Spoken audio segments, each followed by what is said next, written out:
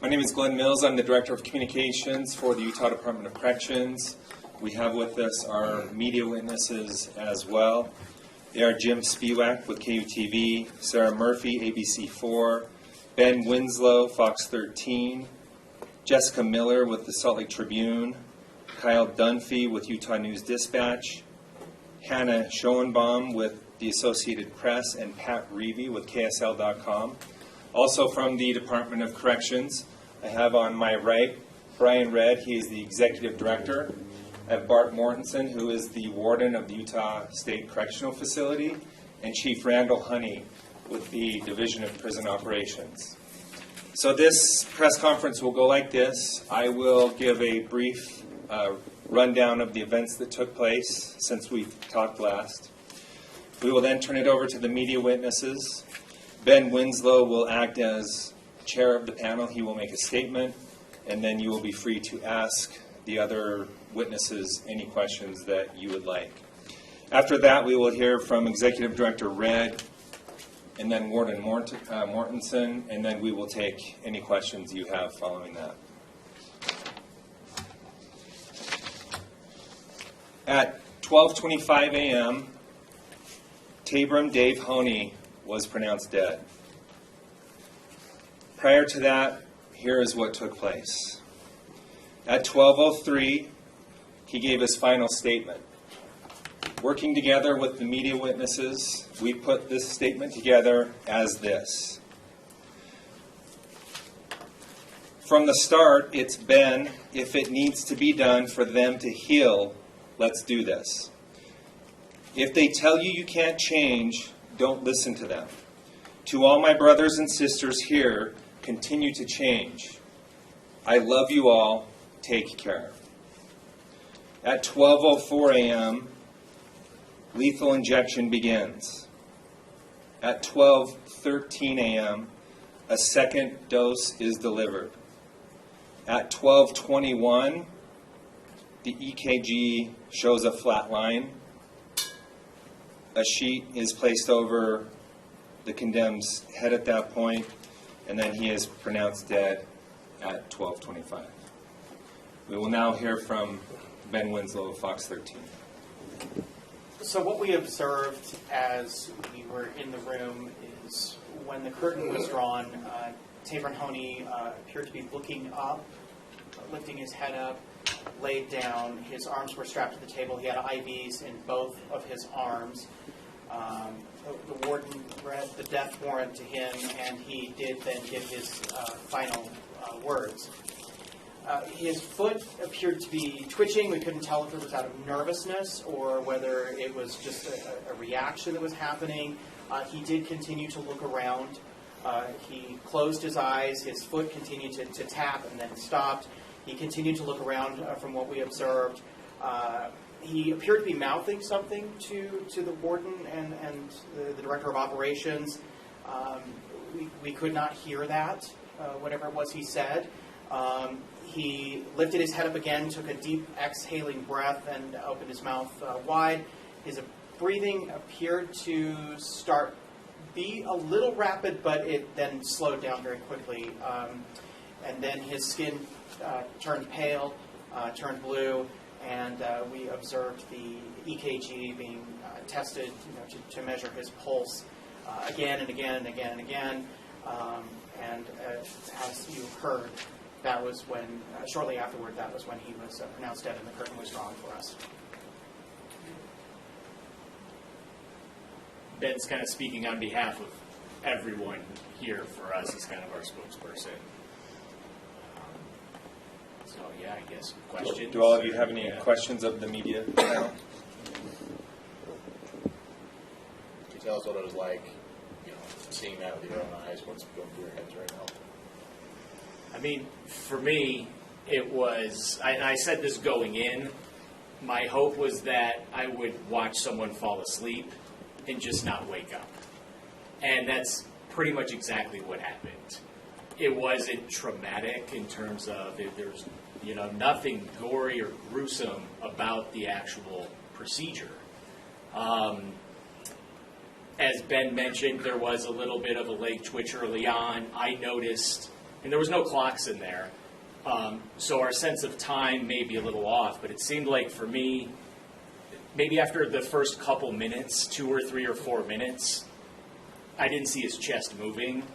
I noticed it right at the beginning. You could see his chest moving, you could see him breathing, and then that kind of stopped.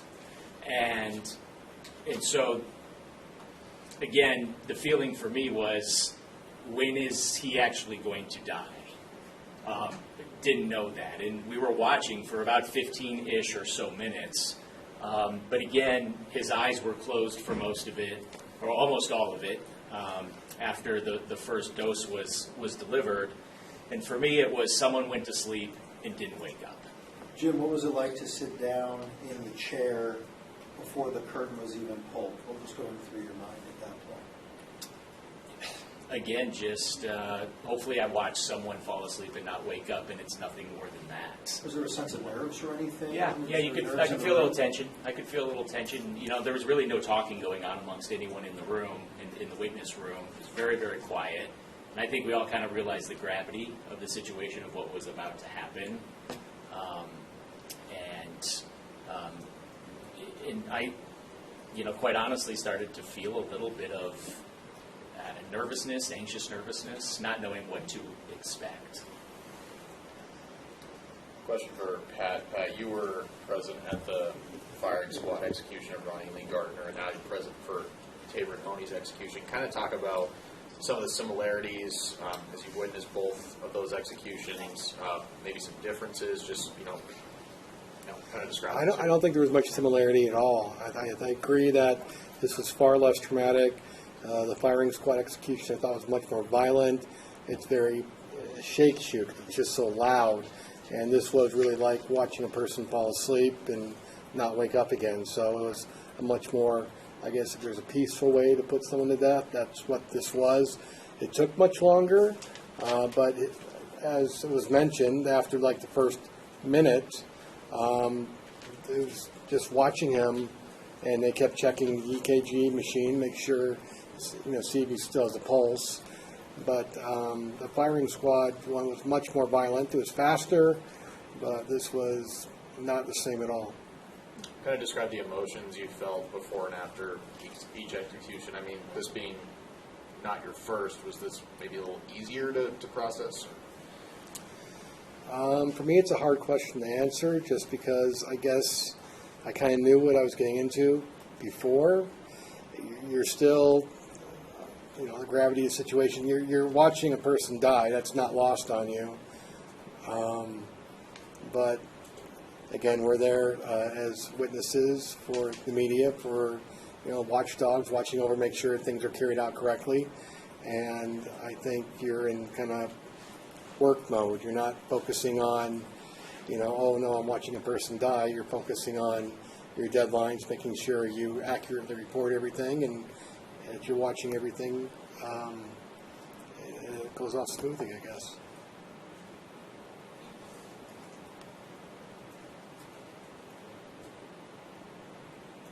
What were the people carrying out the execution wearing? Did they have ski masks on? How do you Couldn't see him. Okay. Yeah, the IV lines went through the wall. We couldn't see. Yeah. Just as it's extremely quiet and still in this room and no one's talking, is that what it sounded like for you? Was it just as quiet? Yeah, that's one of the first things I noticed. And speaking with Ben previously, he mentioned that about the last execution he witnessed. Is we got in the witness room and none of us spoke until after it was over. I want to echo what Jim said about timing. You really have no sense of time in there. It could have been minutes. It could have been much longer. When we found out, it was about 17 minutes. I thought it was longer. We sat in the witness room just in silence for a while until they opened the curtains, and we saw Mr. Honie strapped on the gurney. And I want to mention one thing we discussed is it appeared he had a fairly calm and collected demeanor as he was laying there. But yeah, it was fairly quiet throughout until after it was over. What was the first word said after the silence in the room? Was it a reactionary? I don't I think it's remember. mostly comparing notes. Yeah, yeah, we compared our notes for his last words. Okay. Ensuring accuracy. And we heard the words that he said. What would you say about the tone or how he delivered it? What was? I would say that it was calm and just very. Carl, it's very clear. Very clear. It was easy to understand him, and Were you all aware of the timing of the second dose? Did you notice any? now it's the first we No. heard of it right now. We could not, just from our vantage point and observations and being unable to know exactly the nature of the operations that were going on, we could not know when that was to be administered. There was no physical reaction that we observed that would indicate a second dose. The main physical changes we noticed, is previously been mentioned, was he had the white sheet pulled up slightly above his stomach, below his chest, and you could see that rise and fall with every breath, and at some point that eventually stopped, and his right foot that was bouncing, that slowed and stopped as well at some point. I did write down in my notes, just saw fluid moving through one tube, thought maybe about roughly 10 plus minutes in. Wasn't sure if it was saline. I heard them say earlier maybe saline might be going through. So I did write that down in my notes, but at the time I didn't know if that was another dose or what. But there was no movement from him when that second dose, or if that was the second dose when it went through, there was no movement. No movement at all. Just down on this end, what any of you can, what stood out to you most, or maybe was most surprising about what you witnessed? I mean, the whole experience was sort of surreal. I mean, just watching it, I guess it's, I guess I kind of expected something more dramatic to happen. And I think that's sort of the absence of that was what stuck out to me. It was a pretty intense situation, but I'd say just sort of overall just somewhat bizarre and seemed like it went pretty seamless. It seemed seamless, but it seemed like, again, we lost track of time. It really seemed like a long time. I also saw the previous lethal injection execution, and I didn't remember it taking that long. And that's not to say one way is better than the other. It's just that it really seemed like it took a very long time for this to happen. Question's really for anybody. All of you didn't know how long this took place, didn't know there was a second dose administered until right now. Do you feel like that should be part of the process where you should know key points as they're going on as a witness? Or do you feel like it should be a complete blank slate, having just done this? Would that help you through the process?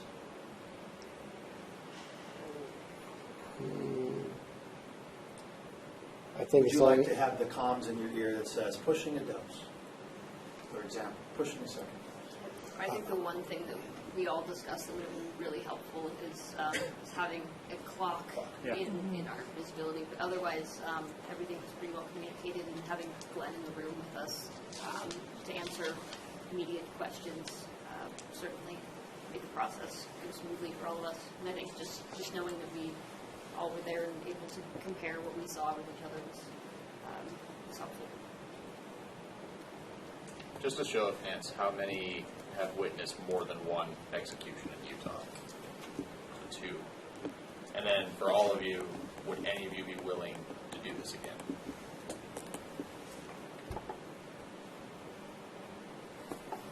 How long did it take for you guys to piece together his final words? So that you guys kind of worked together to piece that? How long did that take? Well, we were all taking notes, individual notes about what was said, and so it was just more comparing what we heard to ensure that it was accurate. So, As far as the time, less than 5 minutes. yeah. And Just- did you find that tedious? I mean, only to give some context to my question, it seems like a person's last words is something that you want to make sure you get right. It's Yes. one of the things that we very much do. It seems, would it have been helpful to kind of go over your question, to have that recorded to ensure the accuracy so that you guys aren't scribbling down to take notes, trying to verify it afterwards, or did the process seem to be just fine? I personally felt like between the 7, including Glenn, 8 of us, it was simple enough. Some of us got the beginning, some of us got the middle, some of us got the end, and I also feel like that's part of the reason we're there, is for us to be the ones to listen and write down and listen to that tone of voice.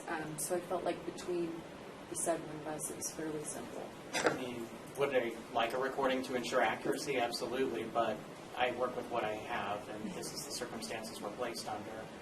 And so we do the best that we can. And he spoke fast. Mm-hmm. He spoke very fast. So we were all jotting down quickly.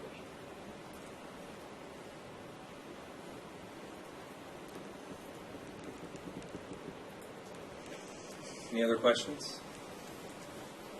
All right, we appreciate all of you. Anybody else questions? Yeah, we'll have a few statements, and then we will turn it over to questions. Thank you. Thank you.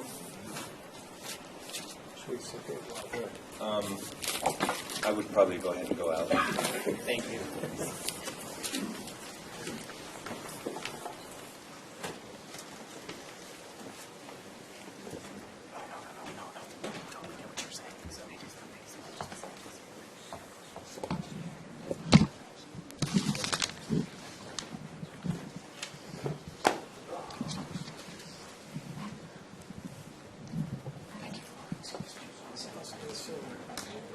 Yes.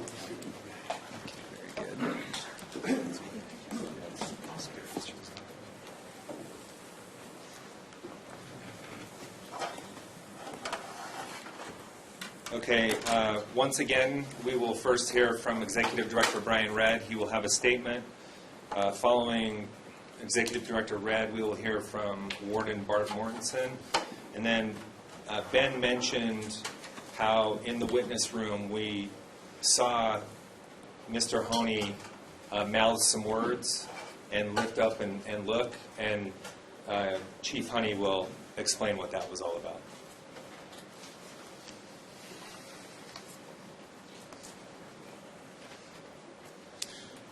So today our department fulfilled one of the most consequential responsibilities given to the Department of Corrections. No one involved today, takes joy in carrying out this responsibility, but we recognize it as one of our statutory duties, and we take it seriously. Preparation for this situation started months ago, and it required hours and hours of work. You may already be aware of this, but around 200 individuals were involved in this tonight.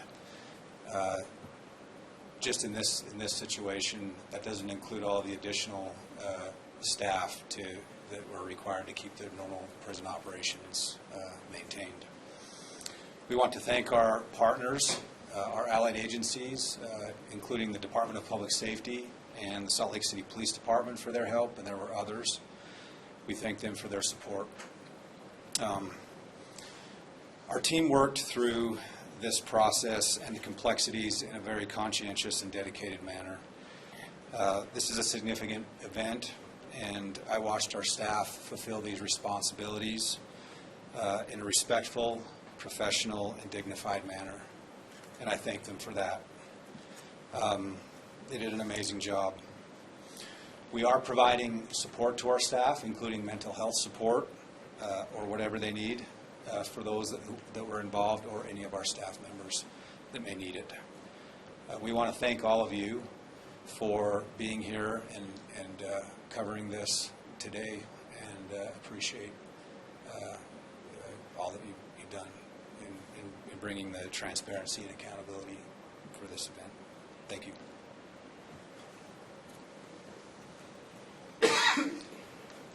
Thank you.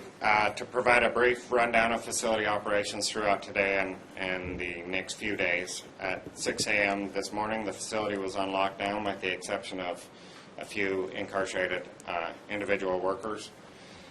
With the workers, they provided hot meals and provided hot breakfast and hot lunch, and then we provided a cold dinner for the evening. Throughout the day, all essential medical and legal services took place. And also, yesterday, I guess, the facility continued intakes of newly incarcerated individuals. We wanted to avoid disrupting the schedules of our allied agencies.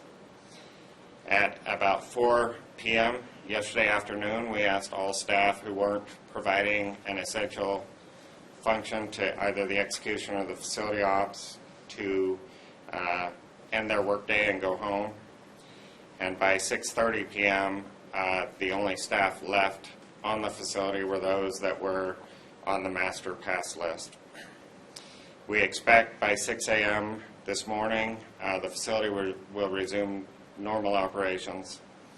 And over the upcoming days, we've collaborated with our clinical health services partners to provide mental health services for the incarcerated individuals, and we've also collaborated closely with our release and reentry division to increase case management exposure to the inmates so that they can help where needed. Thank you.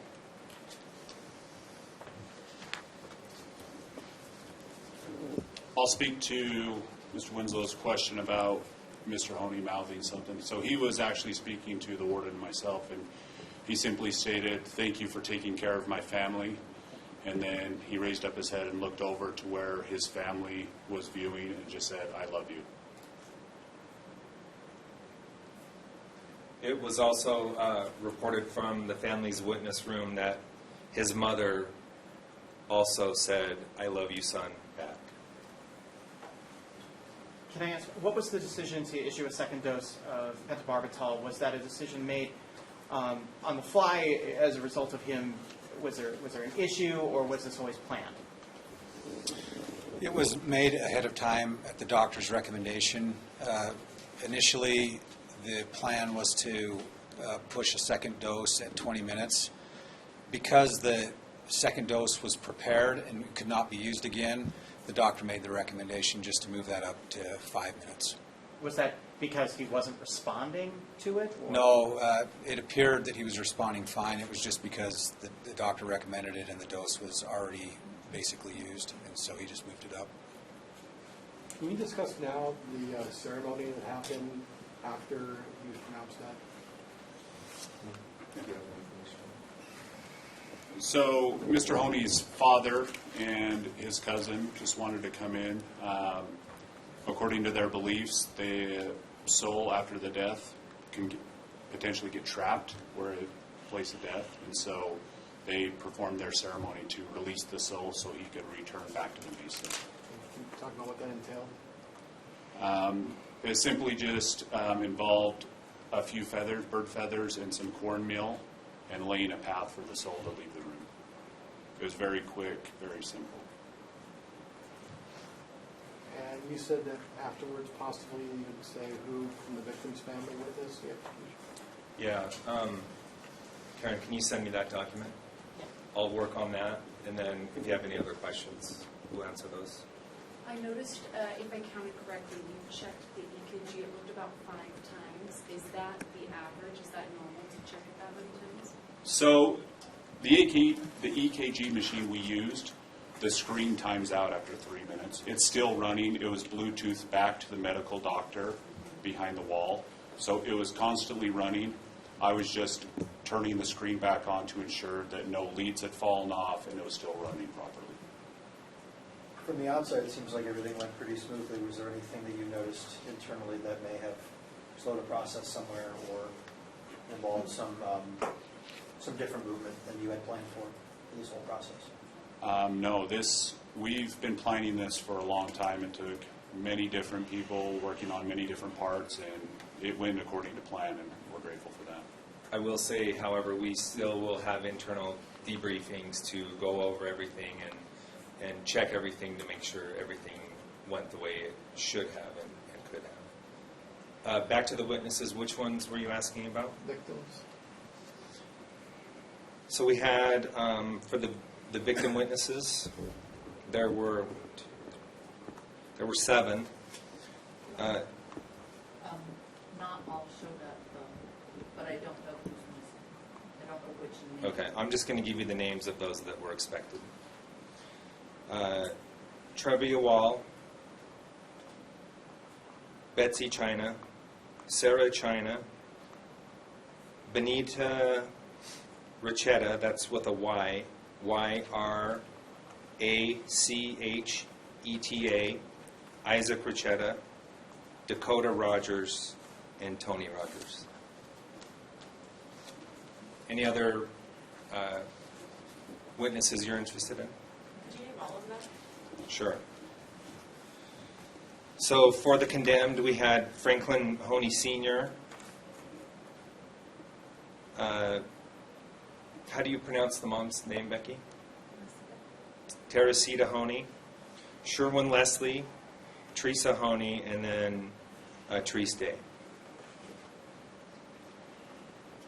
We know the media witnesses. For government, we had Senator Darren Owens, Senator Mike Kennedy, House Speaker Mike Schultz, Scott Burns, Iron County District Attorney, Chad Dotson, Iron County Attorney, Sheriff Ken Carpenter, Iron County, Chief Darren Adams, Cedar City Police, Justin Anderson, who is the Utah Attorney General representative for our office, and John Pierpont, the Governor's Chief of Staff, and Representative Casey Snyder. Can I make one correction? Scott Burns is the Paiute County Attorney, but was the original prosecutor on the case. Thank you. Any other questions? Is it possible that the witnesses for the condemned and for the victim cross paths, or do you guys take procedures to make sure that they are separate at all? Yes, we took procedures and plans so they would never cross paths. They were temporarily placed in a holding area and then driven to the chamber separately, and then they never crossed paths. Can you say, because there was discussion in the media room, his right foot kept tapping or in the air. To you, is that just nervousness, or did he have like music going on in his head? Or? No, to me it was nerves. He was nervous going in there. I mean, rightfully so, and to me it appeared to be nerves the whole time. Can you talk a little bit about the process of inserting the IV lines? Was there any trouble finding a vein? Approximately how long did that take? Did you suffer any pain during that process? It went very smoothly. One poke in each arm, they were able to find a vein right away. He actually said it was painless for him, and the IV team did a great job. And he was compliant, getting onto the table and everything like that? 100% compliant. No Were issues. his legs actually strapped or not? Yes, sir. His legs were strapped at the ankles and right below the knees, and then on the thighs as well. Could you speak on his morale? The last we heard from you at 10:30 between then and the time he was on the gurney. His final energy, what was he like? He was very calm. It appeared, I don't know if you would say ready, but he appeared to have accepted it. He was just more or less having thoughts to himself and just kind of gathering all that. He was quiet, didn't talk a lot. But Did he listen to music that entire time up until you took him? Yes, ma'am. Did he walk into there on his own power? Yes, sir. Yes, he walked in on his own power and was able to get up on the table on his own and was, again, compliant. Did he say anything prior to the final prepared or statement that was actually shared with us? He asked which room his family was in. He asked that he wanted to know so he could, I assume, say "I love you," and then he also asked if he could have his glasses on so he could visually see. And so we granted that request to have his glasses on so he could do it. Since historically there have been issues during the part of the process where the IV is being inserted, should Department of Corrections look into amending the policy to where that is transparent for witnesses as well? Because that happened it's my understanding that happened out of the view of witnesses. And in reading up on botched executions, we know that sometimes there are issues with that process. And so I'm curious as to why that happened before witnesses were able to view. Part of the reason, and we could always explore something in the future, but part of the reason is just so that the witnesses, particularly maybe his family, doesn't have to see all of that activity occurring and causing that type of traumatic experience. And I'll just say in addition to that, we are bound by law to protect the identity of the IV team. So that's an important part of that as well. The media witnesses were asked how we felt watching a person die. Obviously, it's part of our job to be a witness. Would you be willing to share how you feel after this event? I know you mentioned that this is a heavy event. It is part of your duty, part of your job. Would any of you be willing to share how you're feeling right now? Well, a lot of it is we need to, check our feelings at the door. This is a responsibility that we have as a Department of Corrections. We know when we come into these roles that this is something we may have to do. Obviously, human life is important to all of us, and so it's impactful. But we try to check those things at the door and do our responsibility professionally so that it can be done, as well as possible.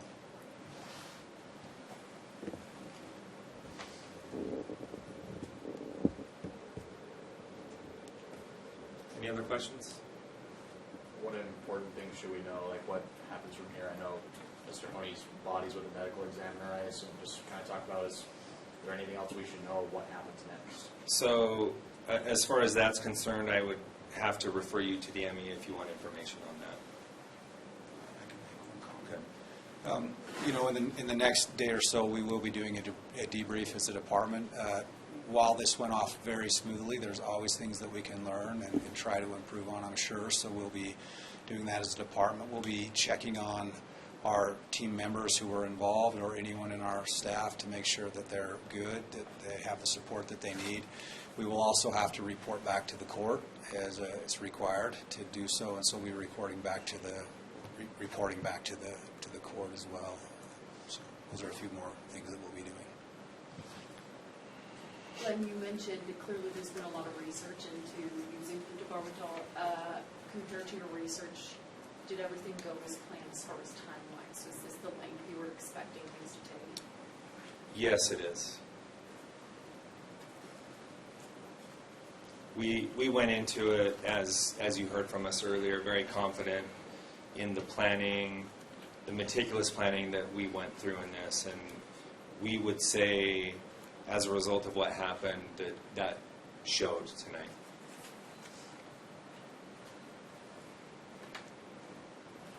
All right. We really appreciate all of you for being here. Thank you. Thank you. Always free to contact me with anything you want to follow up on.